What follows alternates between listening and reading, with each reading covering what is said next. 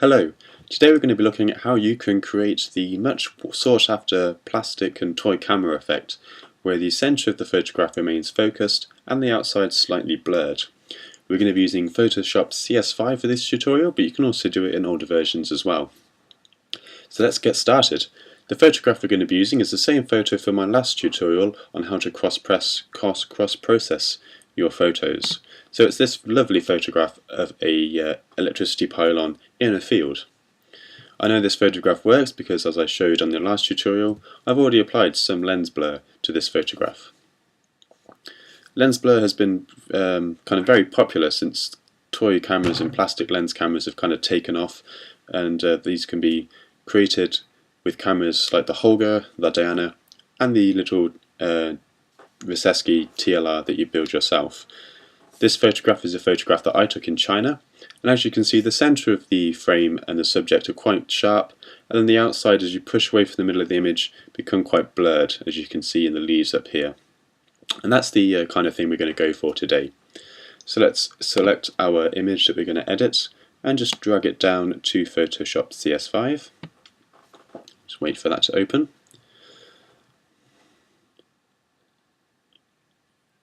Very quick.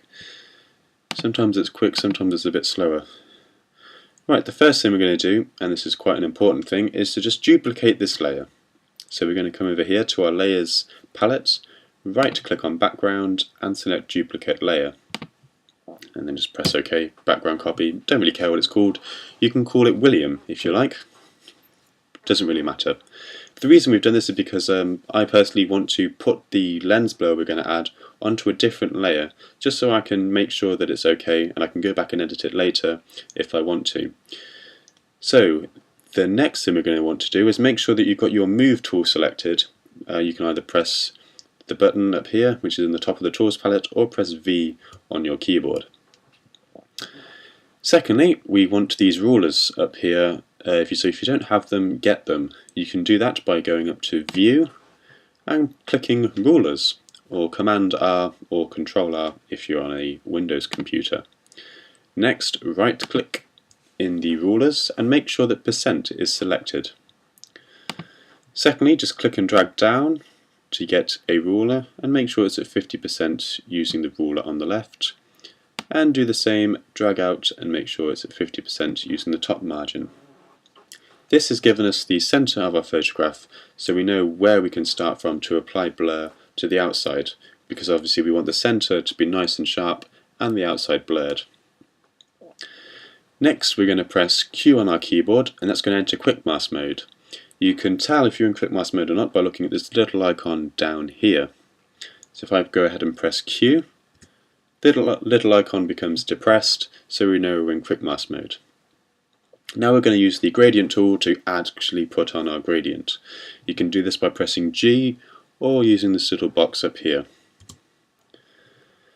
Now what we're going to want to do is make sure we have the correct gradient selected.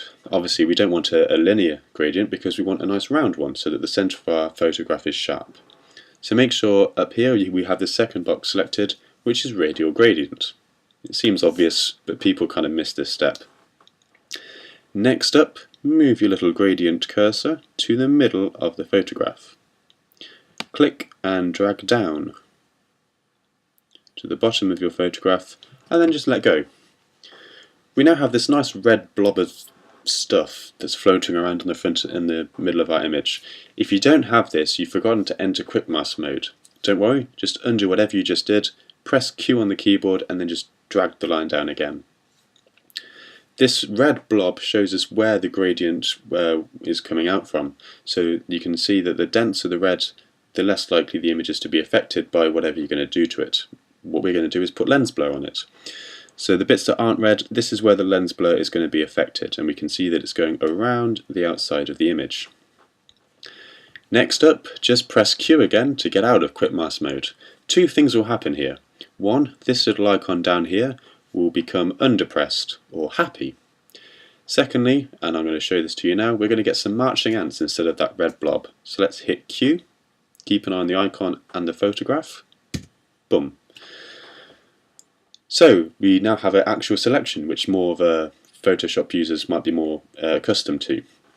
So we can see that the selection here hasn't included this central part of the image, which is going to stay nice and sharp, and we can see where the lens blur is going to be applied to. So now let's add our lens blur and get this funky effect underway.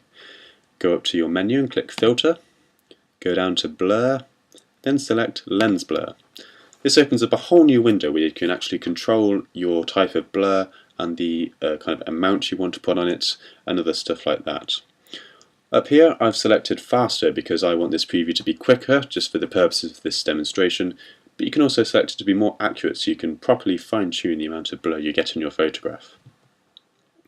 The iris I'm going to keep as an octagon because I quite like a smoother sphere because it looks more organic, I think.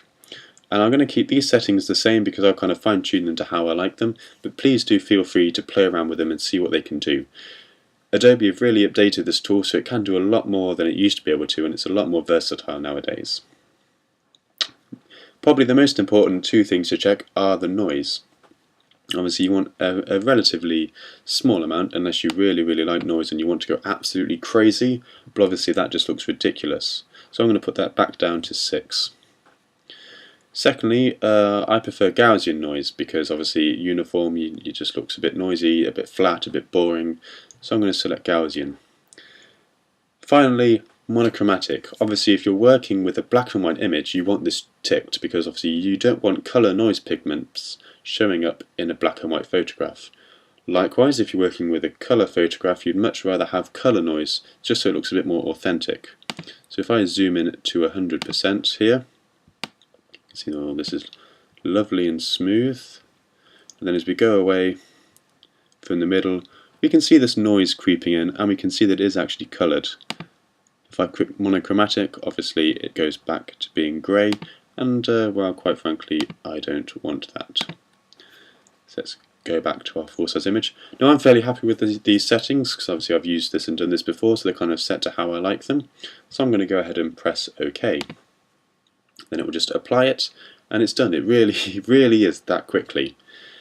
Now we're going to press Command D or Control D if you're on a Mac, computer even, Windows, just to deselect our marching ants, and that'll get rid of those. And we can kind of see, we can get rid of the rulers as well at this point because we don't really need them. So let's just drag those out of the way. So this is now our photograph with the lens blur applied. And now you'll see why I did a background copy of the photograph. If I uncheck the icon, the little eye, this is the background before we added lens blur to it. And now we can just compare and just see if we're happy with the amount of blur we have on the photograph. Obviously if you keep your eye on the pylon up here, we can see that with the background copy and then the blur applied, you can tell there's a bit of a difference here. Same as with the corn down here in this bottom corner, it goes a bit blurry, but the middle,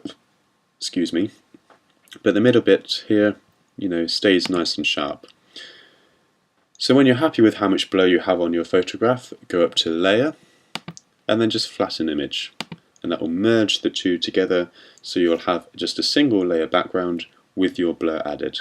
It really is quite simple. There are a few obviously key components. Make sure that you're in Crypt Mask before you do your gradient, and if you don't forget to do that, then you're well away. It's quite easy, and it's just setting different bits and bobs to how you like them, so it really is dependent on your style. So thank you very much for watching, and this is how to add blur to your photographs.